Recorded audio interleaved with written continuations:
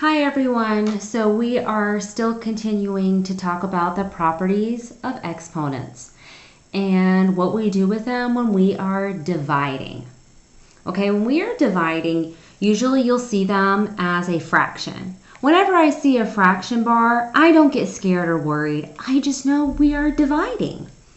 So, let's go ahead and look at our coefficients, which are 6 and 6. And we see our exponents, 5 and 3. So I always like to look at my coefficients first. So we have 6 divided by 6. And 6 divided by 6 is 1. And now let's decide what we're going to be doing with our exponents. Okay?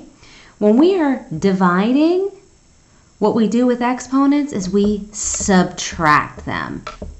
We subtract. Okay? So we know this is going to be 5 minus 3, or 5 minus 3. So then we know it's going to be 1 to the 5 minus 3, which is 2, second power.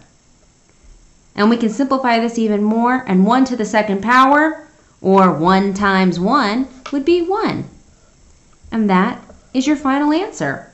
So all you have to do is divide like normal, with our coefficients or our bases, and you subtract 5 minus 3. That's it. Now let's look at another example, okay? Again, we are dividing. That's what this fraction bar means right here.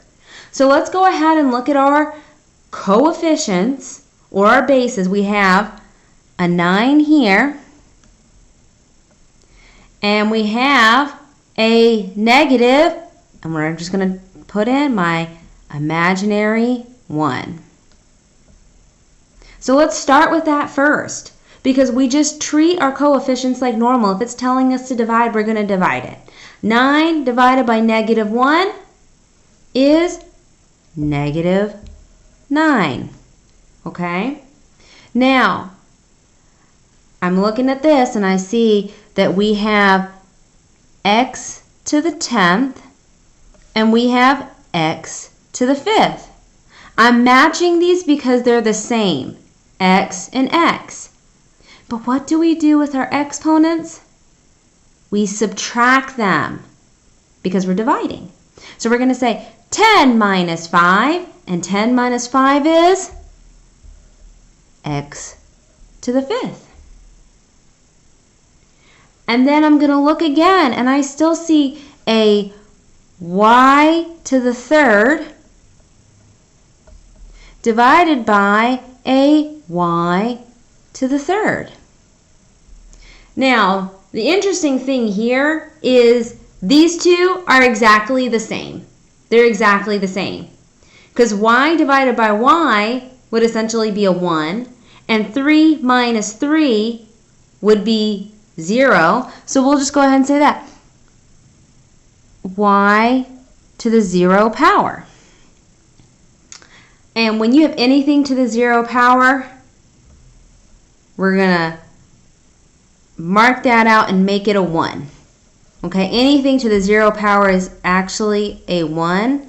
So we're going to go ahead and write everything back out. So negative 9x to the 5th times 1 is actually going to be negative 9x to the 5th.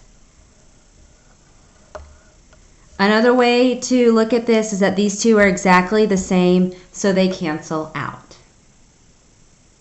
And you would still have 9 divided by negative 1, which is negative 9.